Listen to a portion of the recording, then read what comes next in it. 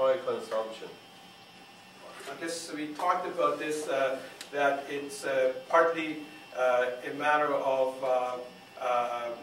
coming to the subsidy point, that subsidies are the major drivers of this. Price of gasoline until recently has been quite low. Now it's just gone up to about 400 tons, or about 40 cents, which is well below the market value. The market value, as we pay around the city of Toronto, is about $1.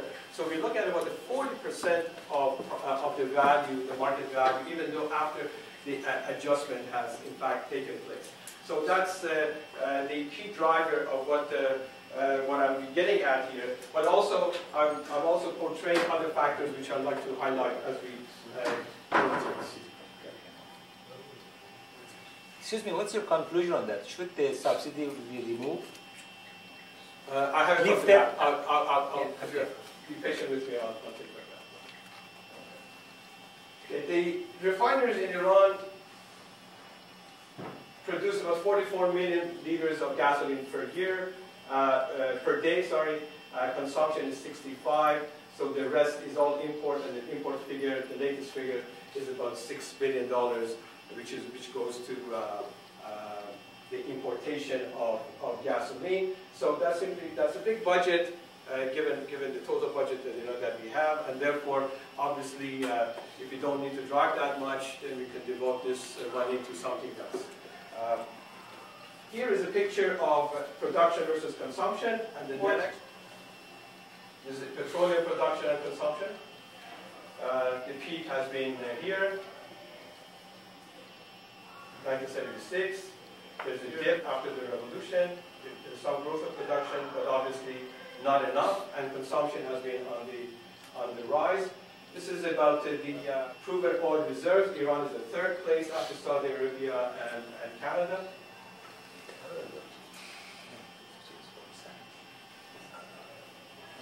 And from the OPEC perspective, as we know, Iran is the second producer. Yeah, here's an interesting slide. This is oil revenue in real dollars, year 2000, real dollars. What you see here is that 1975 to 2009, the latest figure, there's a surge here, obviously. The surge is around 2008, where the price of oil peaked to astronomical level of 147, but then dropped. But here, a comparison. The oil revenue, net value of oil revenue in 2009 is much below what it used to be in 1975. So despite the fact that the price has gone up, price of everything else has gone up more, so when you compare the price of oil with the price of everything else that we consume, the real price has fallen, not to mention that the actual production has fallen too, so therefore the source of revenue has dwindled quite a bit. So with those numbers, what do we need to do? Maybe some austerity would have to be introduced, and that's one of the conclusions that I would like to draw from this. It's about natural gas here. We have 15% of the estimated world gas reserves, but we are actually, as of 2005, we are net importer of natural gas. Non-oil sector production is stagnant due to a number of reasons. One primary reason, which actually goes back probably 4 or 5 years, is the fact that the emphasis of the Iranian economic plan has been on importing products, and this goes to the Ahmadinejad's economic plan, which through Pastaran and other foundations, the reliance on imported products have increased dramatically. As a result, the domestic production of manufacturing this product has fallen quite significantly, giving rise to the fact that there are a lot of stoppages. The infrastructure, the manufacturing base is shut down, and the evidence shows that even in those plants where some activity is going on, because of the lack of payment, and backlog salary and wages payment, there are job strife activities. Okay. Maybe I would skip this. Okay. So Iran, as of a year or so ago, has been singing the tune of reform. And the subsidy reform is for a number of reasons. Number one is greater political power. Number two, increasing the Islamic Revolution Guard's market dominance, redistribution of income, and lessen budgetary pressure. Now, which one takes precedence? It's very difficult to argue, but there's no doubt about this, that through this, the government will be in the position to punish and reward members of the business class.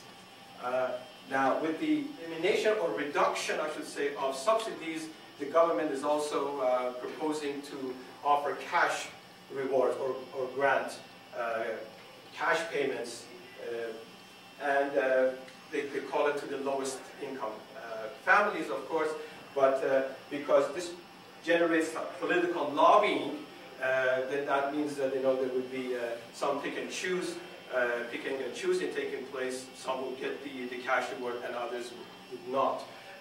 Whereas in the case of the actual subsidy, for the form of subsidy, anybody who buys gets subsidized. So at least that was on the more equitable basis that this probably should portray to be. What are going to be the implications? Subsidies? Obviously, inflation is going to shoot up, and public discontent is going to rise. Now, here's something which hasn't happened in Iran more than once before, until the second one happened just recently. And this is the area that my friend colleague was referring to. Iran has issued 1.5 billion euros worth of bonds to finance gas and oil projects. Particularly here, we're talking about the South Pars gas in Farrokh.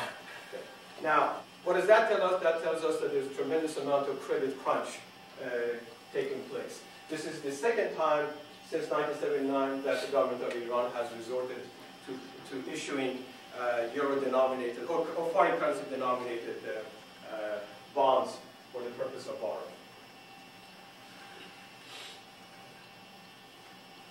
It's not pretty. That international credit situation is pretty abysmal due to sanctions, falling price of oil. And here is more of a recent phenomenon. The flight of capital is enormous.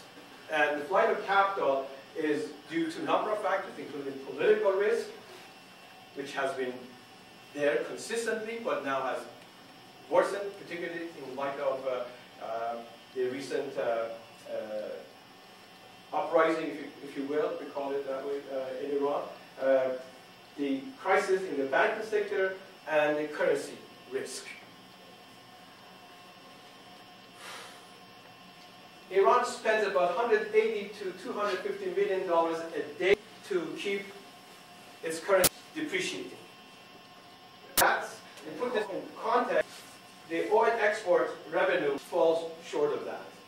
So that simply means that there is not enough money to be able to stabilize the currency the way it is. So that's why the currency has fallen by 5%. Now everybody knows what the real is today versus the US dollar. Okay. The other thing which is in fact happening is that with flight of capital and further deterioration of the situation, this rate of acceleration becomes, deterioration becomes faster, which means that Iran has to resort into tapping into its foreign exchange reserve in order to keep things from deteriorating further. I just want to jump ahead a little bit to show you that then you've got to come back. Maybe not. Maybe that would destroy the rest of my presentation. Okay. So here, what's going on here? We have exchange rate stabilization policy, which is to be